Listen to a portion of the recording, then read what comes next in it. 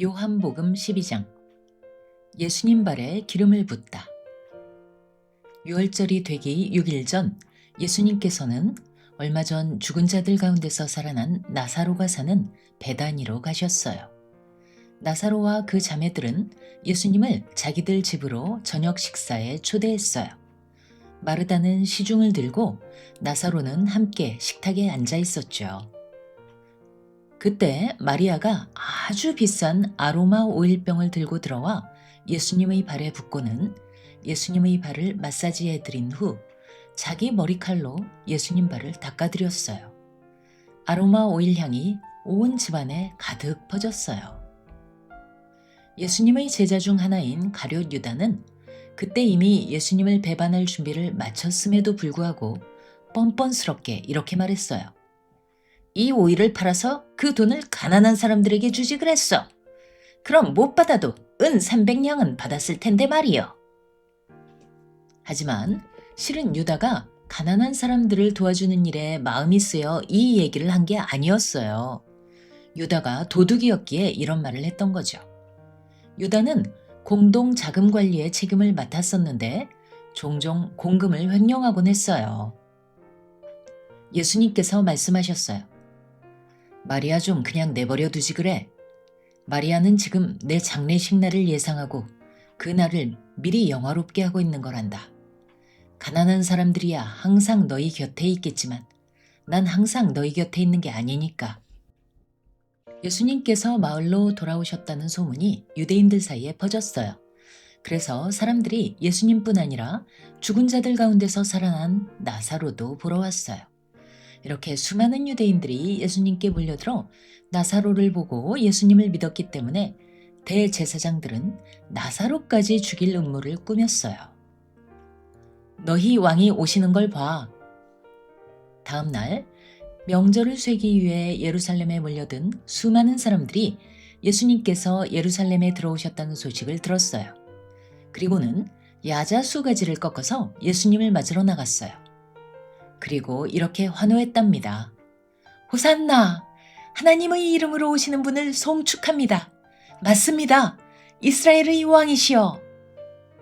예수님께서는 나귀 새끼를 데려와 그걸 타셨어요. 성경에 기록된 그대로 말이에요.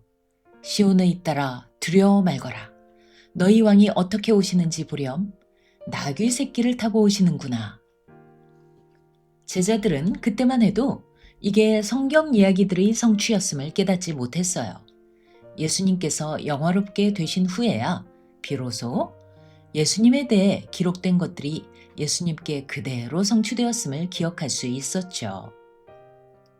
예수님께서 나사로를 무덤에서 불러내셨을 때 현장에 있던 사람들이 거기에서 목격자 진술을 했어요. 이렇게 하나님의 표적에 대한 소문이 퍼지자 수많은 사람들이 환영 퍼레이드를 위해 쏟아져 나왔어요.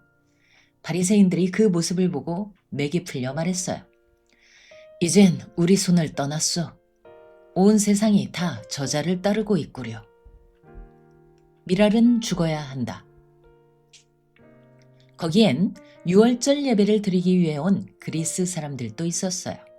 그들은 갈릴리의 벳세다 출신인 빌립에게 다가와 말했어요. 선생님, 저희가 예수님 좀 만나고 싶은데요. 만남을 좀 주선해 주실 수 있나요? 빌립이 안드레에게 말하자 안드레가 빌립과 함께 가서 예수님께 말씀드렸어요. 그러자 예수님께서 그들에게 말씀하셨어요. 시간이 다 됐어. 인자가 영화롭게 될 시간이 다 됐단 말이요. 지금부터 내가 하는 말 잘 들으시오. 미랄 하나가 땅에 심겨져 완전히 죽지 않으면 다시는 미랄로 거듭날 수 없다오. 하지만 땅에 심겨져 죽으면 싹이 나고 수배로 재생산을 하게 되지. 마찬가지로 살겠다고 목숨을 움켜쥐고 아등바등하면 그게 곧 목숨을 파괴하게 된다오. 그러나 조건 없는 사랑으로 목숨을 과감히 내려놓으면 진정한 생명, 영원한 생명을 얻게 될 거예요.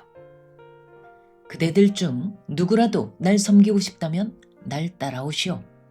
그럼 나와 함께하면서 늘 섬길 자세를 갖게 될 거예요.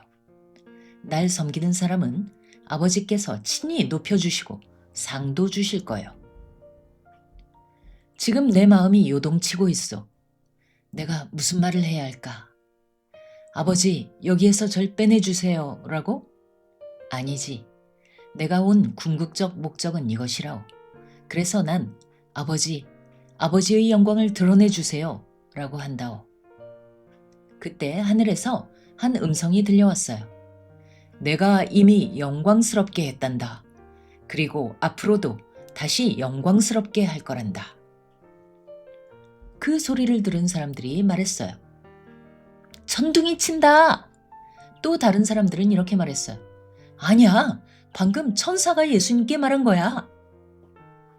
예수님께서 말씀하셨어요. 그 음성은 내게 말한 게 아니고 그대들에게 말한 거예요. 지금 이 세상은 위기에 처해 있어. 이 세상의 지배자인 사탄이 이제 곧 쫓겨날 거예요. 그리고 내가 땅에서 들어올려질 때 모든 사람들을 함께 끌어올려 내 곁에 모을 거예요. 예수님께서는 이 말씀으로 본인이 어떻게 돌아가실지를 알려주셨어요. 군중 틈에서 몇몇 사람이 이렇게 대답했어요. 메시아는 영원히 살아계실 거라고 하나님의 율법서에서 배웠는데요. 예수님 말씀대로 인자가 땅에서 위로 들어올려질 필요가 있나요? 도대체 예수님이 말씀하시는 그 인자가 누군가요? 예수님께서 말씀하셨어요. 지금 잠시 동안은 그대들 가운데 빛이 있다오. 그러니 어두움이 그대들을 파괴하지 못하도록 빛에 의존해 다니시오. 어두움 가운데 다니면 자신이 어디로 가는지 알지 못하지 않소? 그대들에게는 빛이 있으니 그 빛을 믿으시오. 그럼 그 빛이 그대들 안에 머물면서 그대들의 삶을 환히 비춰줄 거예요. 그대들은 빛의 자녀라오. 그들은 눈이 멀었다. 예수님께서는 이 모든 말씀을 마치신 후 은신하셨어요. 예수님이 사람들에게 이 많은 하나님의 표적들을 보여주셨지만 그들은 여전히 그걸 이해하지도 예수님을 믿지도 않았거든요. 이사야 선지자가 예언한 대로 말이에요. 하나님, 우리가 전하는 것을 누가 믿었단 말입니까? 하나님께서 팔을 뻗어 행동에 돌입하려 하셨건만 누가 알아봤단 말입니까? 이사야가 말했던 것처럼 처음부터 그들이 믿으려 하지도 않았지만 나중엔 믿을 수도 없었죠. 그들의 눈은 멀었고 마음은 굳어졌구나. 이건 그들이 눈으로 보고 마음으로 느껴 하나님인 내게 돌아와 치유받지 않으려는 거구나. 이사야는 하나님의 빛이 메시아를 통해 쏟아져 내리는 것을 잠깐 보고 나서 이 얘기를 했던 거예요. 한편 유대인 지도자급 인사들 중 상당수가 믿었는데 그들은 바리새인 눈치를 보며 커밍아웃을 못하고 있었어요. 회당에서 쫓겨나는 게 두려웠기 때문이죠. 그들은 기득권자들의 압력에 못 이겨 하나님의 영광보다는 사람들의 인정을 더 신경 썼던 거예요. 예수님께서는 다음과 같이 목소리를 높여 그동안 수업의 총정리를 해주셨어요. 누구든지 나를 믿는 사람은 단지 나만 믿는 게 아니고 날 보내신 분을 믿는 거라오. 날 보는 사람은 사실 날 보내신 분을 보고 있는 거예요. 나는 이 세상에 온 빛이요. 날 믿는 모든 사람이 더 이상 어두움 가운데 머물지 않도록 해주기 위해 온 빛이란 말이요. 내가 지금 하는 얘기를 듣고도 무시하는 사람들은 잘 들으시오. 내가 당신들을 거부한 게 아니요. 난 세상을 구원하기 위해 왔지 세상을 거부하러 온 게 아니니까. 지금 내 얘기를 거절하면서 날 거부하는 사람은 자기 스스로 거부를 선택했음을 알아두시오. 다른 어떤 말도 아닌 내가 얘기한 말씀, 나 자신인 말씀, 육신이 된 바로 이 말씀이 내가 마지막으로 할 말이요. 이 말씀들 중에 내 스스로 지어낸 얘기는 하나도 없어. 날 보내신 아버지께서 내가 무슨 말을 어떻게 해야 할지 다 지시하셨다오. 그리고 난 아버지의 명령이 정확히 뭘 만들어내는지 잘 알고 있어. 그건 바로 참되고 영원한 생명이요. 그것만이 내가 할 말이요. 나는 아버지께서 내게 하신 말씀을 전하는 것뿐이라오.